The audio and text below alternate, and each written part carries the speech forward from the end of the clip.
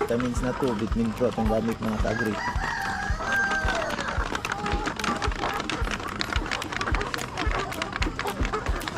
Hindi na kaya itong manok. Kapit na niya.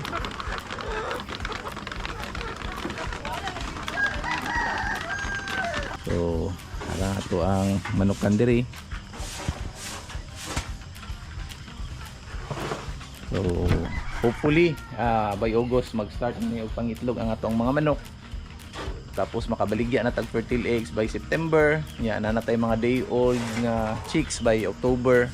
Kana, pero ang ready to lay dili pa jud ta ka supply mga ka-agri kay syempre padagkuon pa man nato.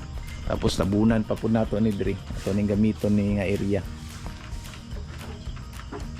So ready na ni ato ang vitamin pro ibutang nato diri karon. Salamat kay gwapo ang panahon. Aksyon gawas ang init.